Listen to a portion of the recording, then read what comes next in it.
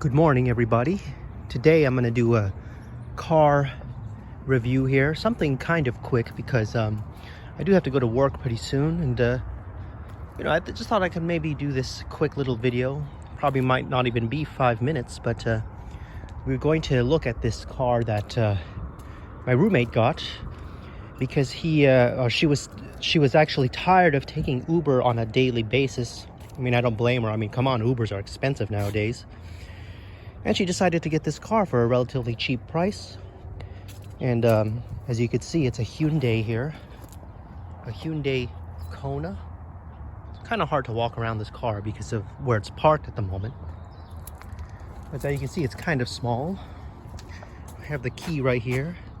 So I'm just going to go inside and talk about it a little bit. As you could tell, it is the morning time, so you have kind of this condensation on here.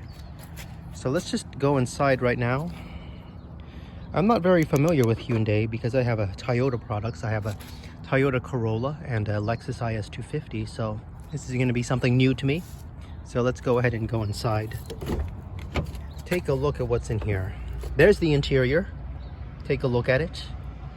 Okay, so Hyundai is a Korean car maker, and it's actually pretty snug in here, I will say.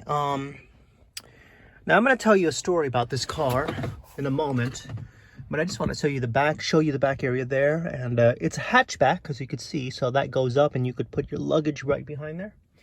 Unfortunately, it is kind of small, so if you have fairly large luggage, you are not going to be able to fit a lot of things back there if you're willing. So in that case, you're going to have to put some stuff back here in the back seat.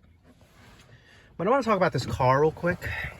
But before I do, let me go ahead and start the car, and let's just see how it starts up, shall we? There is the key ignition, and to actually start this, you can see there's no actual key, but you push this button right here, it comes out.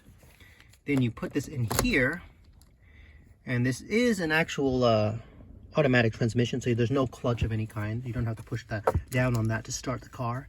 So let me just do that, and then there you go. You got the screen there that goes on.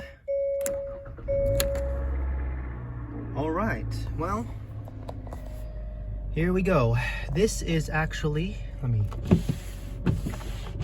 quite a good car, I'd have to say. I mean, I do know that Hyundais are fairly reliable. I don't know how reliable they are as Toyotas, so I'm saying it's a good car because based on what I've heard, Hyundai is actually almost as reliable as a Toyota, so you could expect the same longevity out of this car that you would expect out of a Toyota Corolla or Camry.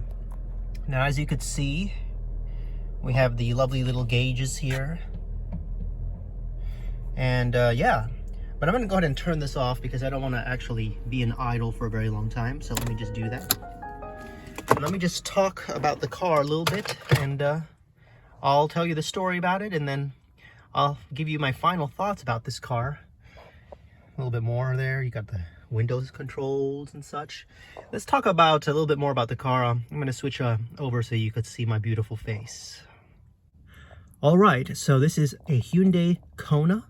It is quite a small car. Now I'm going to tell you the story about this car, and well, I already told you why my roommate got it. She was basically tired of taking Uber every day to and from work. It was costing her a lot of money.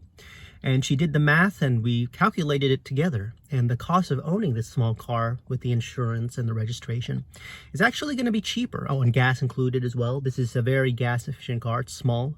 It's nothing like my luxury Lexus IS250, which is going to drink premium gas. But anyways, that's it. That's it in regards to why she got the car. Now I'm going to tell you the story about the car. Now, this car was actually found in a salvage, I mean, it is salvage title, so it was involved in an accident. Now, I'm usually not for getting cars that are salvage title, but in this case, we had asked details about why it was salvaged and where the damage was that, where the insurance actually determined where this was going to be a total loss. So we actually were aware of what was why it was actually totaled, and that was can't really tell, but I mean, I don't know if you could tell, but this is kind of a new piece back here, and the car was actually hit on this side. And so it was dented really, really bad. And so it's basically the body work. Thank goodness it wasn't the framework, because once you get to that damage, you're going to have to spend a lot of money, and it's beyond repairable at that point. So the alignment was fine. Everything checked out good. The main thing is that the engine was not severely affected. In fact, it wasn't affected at all by this accident. So mechanically, it was fine.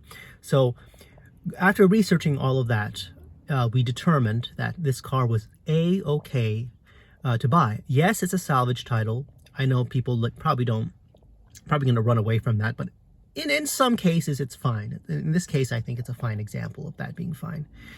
But yes, this is that's a story about this car. This car was basically in I don't quite remember. Was it in a lot or something? I remember we went to like I wasn't there when I got the car. She went there with her boyfriend, so I have to ask exactly where they found the car. But I believe, if I remember correctly, they got it at some sort of auction or something.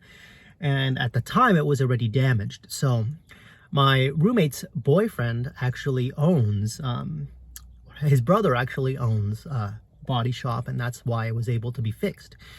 And it spent a few weeks in the body shop, and then the repairs that were needed were done. So that's the story about this car, how it ended up as a salvage title. And then now you have the story as well of why my roommate actually got this, and she's actually quite pleased. I took a kind of like a road trip in it, about a 30-minute drive to our local casino here in San Diego. And it handles pretty well. I mean, it's not going to be a powerful car. I think this is a 4-cylinder. I'm pretty sure it's a 4-cylinder, but it's not going to be anything like a V6 like my Lexus IS 250. And so, but it's still a good car nonetheless. And as I said, I'm not too familiar with Hyundai. I just know that they are a Korean brand. They are close to the reliability as Toyota, I believe, and Honda. So if you know more facts about that, let me know if that is true or not. But based on what I've heard, it's still a pretty solid brand. But I need to get some coffee now because it's early in the morning and I'm kind of craving the caffeine rush. So that's going to be it for this review. I'm going to give this car a pretty solid rating. And it's called, I'll say the name and model again. It's a Hyundai and it's a Kona. Hyundai Kona. Small little, I guess you could consider this a crossover. It's a little bit small to be considered a crossover, I think, but it kind of looks like it. But anyways, I'll see you next time in the next video. And until then, God bless. Thank you. I need to get my coffee now because I love coffee in the morning.